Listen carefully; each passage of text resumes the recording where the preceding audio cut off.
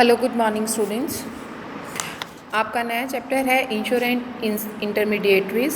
Insurance intermediaries का मतलब है जो मिडल मैन्स होते हैं। यहाँ पर जो मिडल मैन हैं that is called the agents. Mean जो बेसिकली आपके इंश्योरेंस पर्सन और जो आपका इंश्योर्ड पर्सन होता है और जो कंपनी होती है इंश्योरेंस करने वाली, उन दोनों के बीच में एज अ रिप्रेजेंटेटिव का काम करते हैं, एज अ मिडल मैन काम करते हैं, उनको बोला जाता है एजेंट।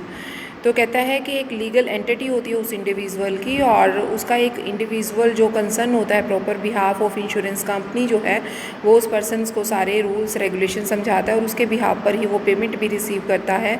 और वो कहते हैं ये बहुत ही इंश्योरेंस के लिए बहुत ही मुश्किल है कि इस मीनिंग को समझ पाना, और डिफ़िकल्ट है to understand what is the meaning of agent. Actual में इंश्योरेंस जो होता है वो कैरी आउट करता है जितने भी इंटरमीडिएटर्स होते हैं, इंश्योरेंस एजेंट्स होते हैं, ब्रोकर्स होते हैं, इंश्योरेंस इंटरमीडिएटरीज होते हैं IRDA के अकॉर्डिंग, उन सभी को जो है इंश्योरेंस कंपनी के अंदर शामिल किया जाता है। उसके बाद the law of agency is much wider than the applications to the insurance agent. तो कहता है an agent is a person who represent a principals. वो कहता है जो पर्सन होता है वो एज अ प्रिंसिपल की तरह होता है, और जो इंटरमीडिएटर्स होता है वो डिस्क्राइब करता है इंश्योरेंस के जितने भी रूल्स होते हैं या जो भी रूल लीगली उसका रिप्रेजेंटेटिव की तरह काम करता है। एज़ पर द लॉ जो होता है वो दोनों तरफ से काम करता है। एजेंट जो होता है वो दोनों साइड का होता है, वो रिलेशनशिप बिटवीन बनाता है दोनों प्रिंसिपल्स और एजेंट के बीच में। वो कहता है जो एजेंट होता है वो सेल करता है इंश्योरेंस को, प्रोस्पेक्टिव इंश्योरेंस को, उस पर्सन को जो कि उसके कंडीशंस पर एग्री हो जाता है, उसे रेडी हो जाता है मानने के लिए। उसके बाद एज़ पर द डेफिनेशन अगर हम section 182 of the Indian contract act देखें तो जो एजेंट होता है that is person employed to do any act of another's और to represent another in dealing with the third party. वो कहता है वो एक रिप्रेजेंटेटिव होता है एक पार्टी का, थर्ड पार्टी का रिप्रेजेंटेटिव होता है जो कि डील करता है एक पर्सन के साथ। ठीक है, वो कहता है हाउ एजेंसीज राइज। एजेंसीज जो हैं वो राइज होती हैं बाय द एग्रीमेंट और बाय द रेक्टिफिकेशन। वो कहता है बाय द एग्रीमेंट अगर देखा जाए तो कहता है जो कॉन्ट्रेक्चुअल और नॉट एक्सपीरियंस और इम्प्लाइड होता है कंडक्ट और सिचुएशन ऑफ द पार्टीज, और जो बाय रेटिफिकेशंस होता है वो कहता है रेटिफिकेशन एक ऐसी प्रोसेस होती है जो कि authority for the retrospective given acts के अंदर आती है, और इट में also called the back dating approvals होती हैं। It can done in written verbal और बाय द कंडक्ट। वो कहता है ये बिल्कुल वर्बल में होती है, कंडक्ट होती है, रिटर्न होती है, जितनी भी सारी आपके रूल्स वगैरह होते हैं एज़ पर द जो इंश्योरेंस कंपनी जो होती है, एजेंट्स जो होते हैं वो उसको डिस्कस करता है। वो जितने भी रूल्स होते हैं वो सारे के सारे रूल्स जो हैं, एग्रीमेंट्स जो हैं, वो रेटिफिकेशन के अंदर आते हैं।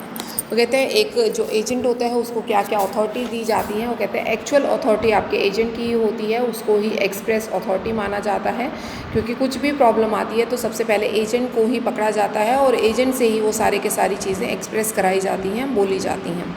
बहुत सारी चीज़ें जो होती हैं वो आपकी वर्बल भी होती हैं, सारी की सारी चीज़ें आपकी रिटर्न में नहीं होती हैं, कुछ आपकी इम्प्लाइड ड्यूटी भी हो जाती है, इंश्योरेंस कंपनी की भी हो जाती है, और जो इंश्योरेंस कराने वाला पर्सन है उसकी भी लीगल ड्यूटी हो जाती है। तो इसलिए उन दोनों के बिहाफ पर जो एजेंट होता है वो काम करता है।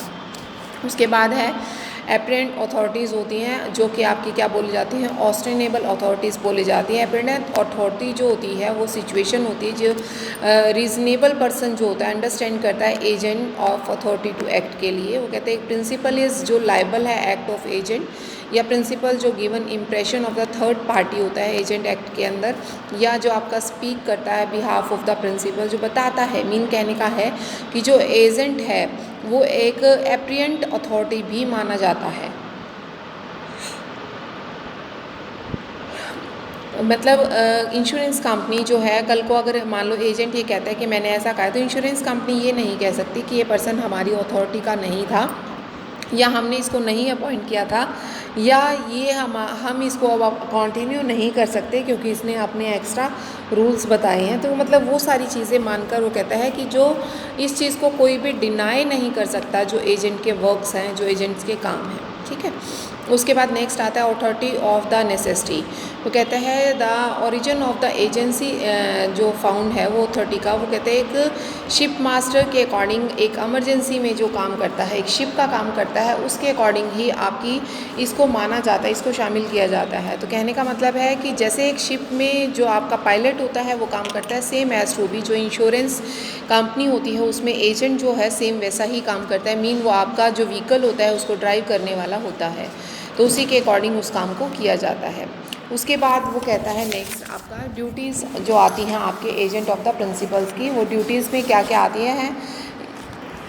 तो इसके अलावा कुछ ड्यूटीज़ होती हैं आपकी, जो एजेंट की ड्यूटीज़ होती हैं बेसिकली सबसे पहले होता है obedience and act with the scope. जो उसका स्कोप होता है, जो उसका रूल्स होते हैं, जो उसके प्रिंसिपल्स हैं या जिनके बेसिस पे वो काम कर रहा होता है, जो डायरेक्शंस होती हैं उसके प्रिंसिपल्स की, उन सभी के लिए वो लायबल होता है, वो उसकी ड्यूटी होती है। डेलीगेशंस ऑफ अथॉरिटीज़, वो कहते हैं जो एजेंट है वो अपनी अथॉरिटीज़ को डेलीगेट नहीं कर सकता, मीन अपनी अथॉरिटीज़ एंड रिस्पॉन्सिबिलिटी को किसी और को नहीं थोप सकता।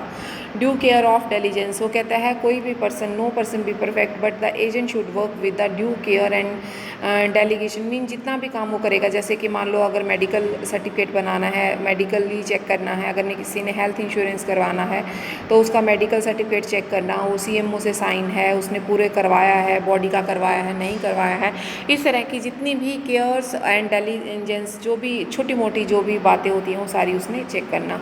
अकाउंटेबिलिटी में भी सेम यही चीज़ आती है। वो कहता है अकाउंटेबिलिटी में भी वो अपनी सारी की सारी अकाउंट ऑफ प्रिंसिपल्स वगैरह या प्रिंसिपल्स में जो भी उसका डिपॉजिट मनी होता है उसके बेसिस पे उसको अपना सारा चेक करना होता है।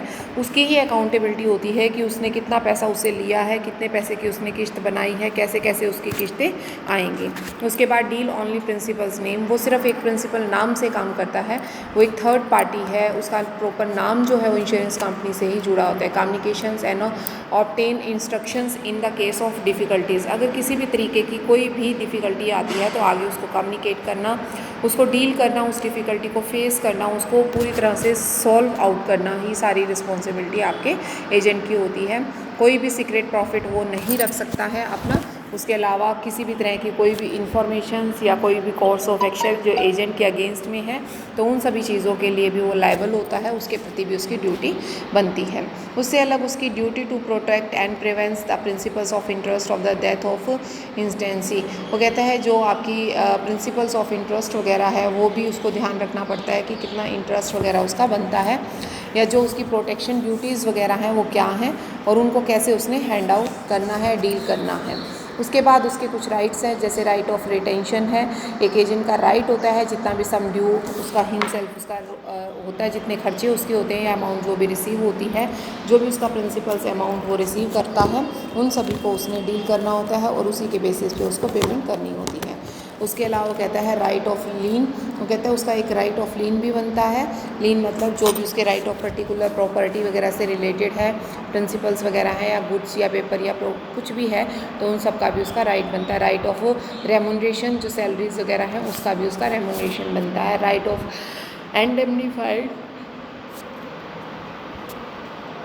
जितने भी इंडेमनीफाइड प्रिंसिपल्स होते हैं against the consequences of all lawful acts, जितने भी उसने रिप्रेजेंटेटिव ने किए होते हैं वो सारे के सारे उसको करने होते हैं। उसके अलावा आपका राइट ऑफ कंपनसेशन का भी होता है।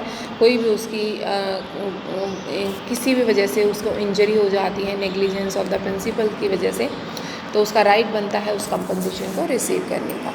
तो ये थे बेटा आज के। अब बाकी हम जो अगला टॉपिक है प्रोसीजर फॉर एन एजेंट, कैसे उसको करना है, क्या उसकी क्वालिफ़िकेशन होनी चाहिए, उसके बाद उसका परफॉर्मा क्या है, उसकी फिर अगर वो तोड़ता है तो उसका लाइसेंस वगैरह कैसे, कोड ऑफ कंडक्ट कैसे है, ये सारी चीज़ें हम अगली वीडियो में करेंगे। आज के लिए इतना है।